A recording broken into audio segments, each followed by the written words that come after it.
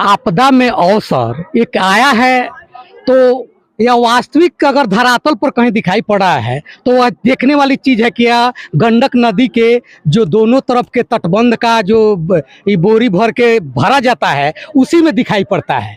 अब इसमें कितना पैसा आता है और कितना पैसा पानी की तरह नदी में बह जाता है, यह सोचने वाली बात होगी। और यह बताने के लिए जो हमारे दर्शक है, जो हमारे श्रोता है, वह इतना अनभिज्ञ नहीं है कि आपदा के पैसे की किस तरह से बंदरबाट होती है। इसका जीता जागता उदाहरण है यह गंडक नदी।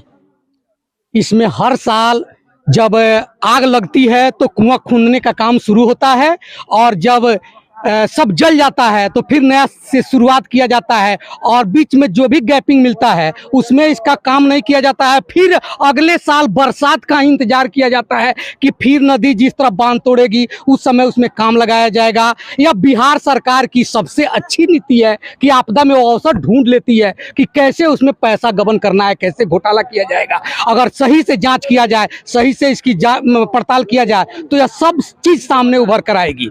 अभी फिलहाल स्थिति है कि रंगललही गांव पर इस समय खतरा मंडरा रहा है और यह कटाव जारी है। इस पर काफी मशक्कत किया जाता है कि इस बांध को किस तरह बचाया जाए।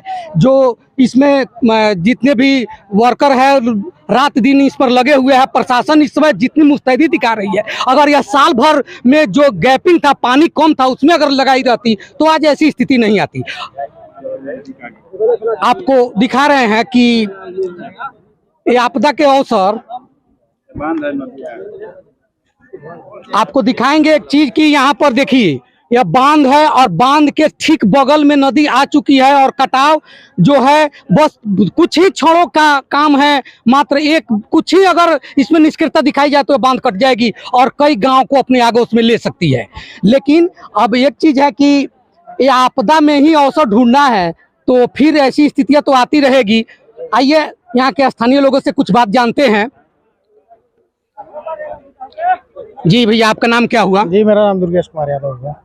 दुर्गेश जी, जो बातें हमने कही हैं उसमें शायद आप सुने भी होंगे। ये सुने हैं आपकी बात, जो आप बता रहे थे वो सही बात है। लेकिन जो जहाँ पे नदी था पहले, वहाँ से यदि इतनी मुस्तैदी दिखाई होती तो शायद यहाँ पे ये हाल नहीं हुआ होता। लेकिन तत्काल में अभी यहाँ पे काम जो हो रहा है वो हम लोगों को लग रहा है कि संतोषजनक है। जो भी काम हो रहा है यहाँ पे, जो लोग इस समय मुस्तैद हैं, उतना पहले मुस्तैदी दिखाए होते तो शायद यहाँ तक नदी नहीं आई होती।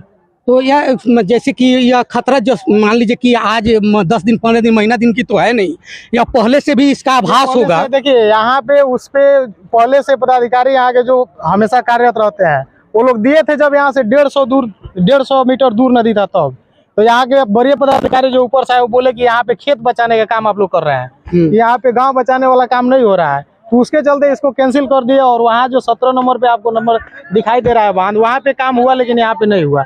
उसी का नतीजा है कि आज नदी यहाँ पे पास में आ गई। अब तो जो मान लीजिए यहाँ कटाव करती है तो वहाँ भी करती, वो भी स्थिति था, यहाँ भी करती है, तो वही स्थिति पैदा होने वाली है। जी जी बिल्कुल। अब इधर से यहाँ पे भी पूरा दबाव है। अब यहाँ से लेकर के 16.5 से लेकर के 17 के बीच में आप लोग देख लीजिए, कम से कम हमको लग रहा है कि हजारों एकड़ जमीन इस साल मतलब नदी में चला गया है, जो किसानों को बहुत ही क्षति हुआ है।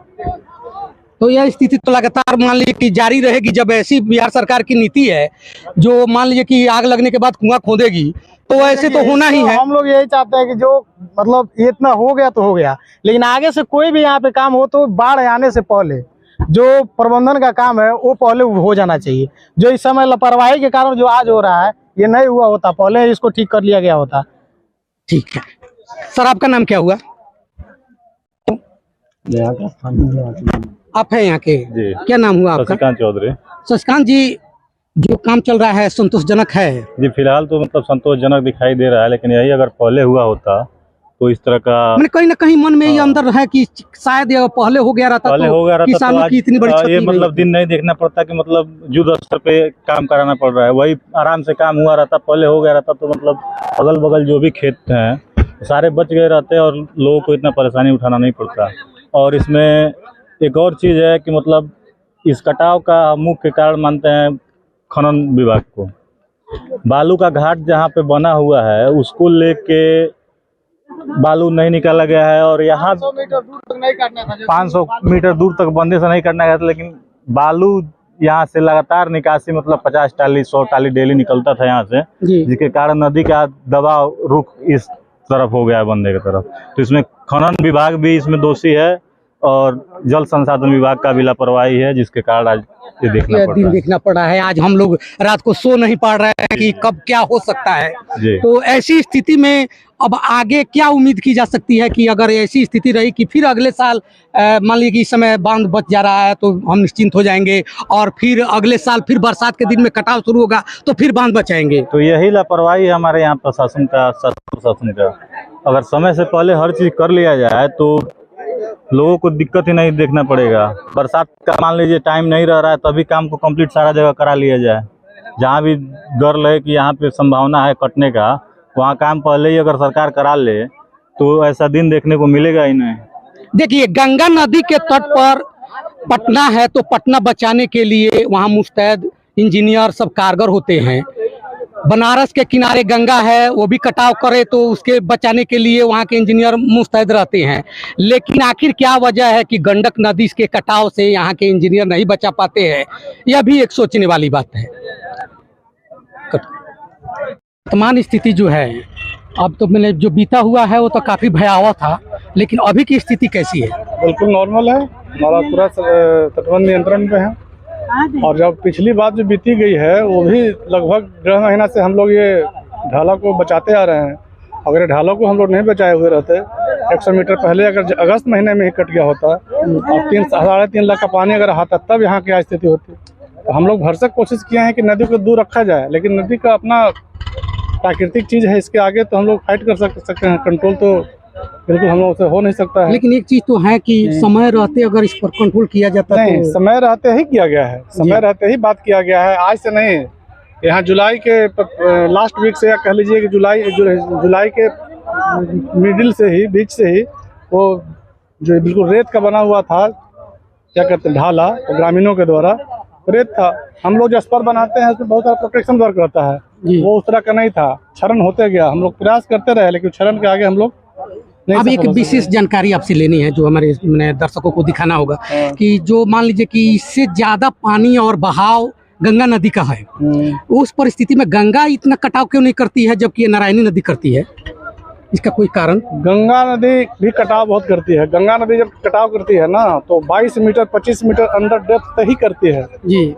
गंडक नदी का है इसको 12 से 15 मीटर वो नीचे से काटती है।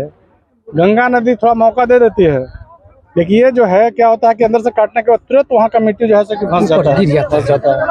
गंडक में, कोसी में, गंगा में यही अंतर है। गंडक मतलब ज्यादा भयावह है। नहीं तो भौगोलिक स्थिति इनकी सारा सिल्टी है, सॉयल सिल्टी रहने के चलते मिट्टी में कोई दम नहीं है जी। और इसका कोर्स भी बदलते हुआ आया है। कोई नदी नई तो आई है नहीं, ये तो पहले भी 30-35 बरस पहले के इतिहास यहाँ पर नदी गुजर रही थी, तभी तो इस सब सिल्ट वगैरह जमा था, बोल्डर किनारे किनारे लगा था। आज तो फिलहाल मान लीजिए कि किसी तरह इस क्षेत्र के मान लीजिए बांध को बचाना है, ये चल रहा है, आप लोग काफ़ी मशक्कत भी कर रहे हैं इस पर, लेकिन भविष्य में इसका कोई ठोस उपाय? भविष्य में ठोस उपाय ही होगा कि फ्लड फाइटिंग जो भी होता है अस्थायी होता है। अस्थायी तौर पर जितना हम लोग का भी प्राथमिकता है कि किसी तरीके से तटबंध के आगे कुछ क्षरण नहीं आगे हो जी। जब हमारी कमेटी अक्टूबर में आएगी, इसमें कमेटी में GFCC की भी कमेटी आती है, उसके सदस्यगण बहुत सब लर्नेड लोग, विद्वान लोग रहते हैं जी। तो पूरा वहाँ से लोग देख करके वहाँ तक देखेंगे कि क्या इसको कैसे उसको कंट्रोल किया जा सकता है। कटाव निरोधी कार्य जो शुरू होता है फरवरी मार्च में, उसमें पूरा का पूरा इसमें दिया जाएगा, स्कीम दिया जाएगा। सर आपका नाम क्या हुआ? हम हैं अशोक रंजन, चीफ इंजीनियर गोपालगंज, जल संसाधन विभाग। Thank you. इसी कड़ी में जब हमारी बोल बिहार की टीम पूर्व मंत्री और पूर्व के स्थानीय विधायक राजेश सिंह से प्रतिक्रिया जाननी चाहिए तो वे किसी के करीबी के इलाज के क्रम में पटना थे। हालांकि उन्होंने दूरभाष पर ही हम बोल बिहार न्यूज को बताया कि संभावित परिस्थिति के जिम्मेवार प्रशासन है। 1997 में जब बितहा कटा था तो लगभग 4 किलोमीटर बांध कट गया था और थाना व ब्लॉक दह गया था। 2000 में हम जीते तो अपनी नारा गन्ना गंडक को ध्यान में रखते हुए सबसे पहले बांध बंधवाया। उसके बाद से कई बार नदी में 6000 क्यूसेक पानी आया, मगर हमारे कार्यकाल में बांध पर कभी भी खतरा नहीं आया। अब आप देख रहे हैं कि 2016, 17, 18 लगातार आप बांध कट रहा है और ये जानबूझकर कराई जाती है ताकि ज़्यादा बांध कटेगा तो जनप्रतिनिधियों से मिलकर विभाग ज़्यादा कमीशनखोरी करेगा। इस सवाल के जवाब में उन्होंने कहा कि अभियंता के साथ जो भी हुआ उसका मैं पक्षधर नहीं हूं, लेकिन मरता क्या नहीं करता। बांध कटने से जिनका सर्वस्व नाश होने का खतरा सर पर हो, जो इस खतरे से रात भर सो नहीं पा रहा हो, उनका आकर्षित होना लाजमी है कि नहीं। जब लोग आकर्षित होंगे तो आक्रोशित होंगे तो कुछ न कुछ होना लाजमी है। बात इसकी नहीं है, बात ऐसी स्थिति पैदा करने वाली सरकार की है, विभाग की है और जनप्रतिनिधि की है। अगर ये लोग समय रहते, यहाँ की स्थिति समझते, काम किए रहते तो आज ऐसी घटना नहीं घटती।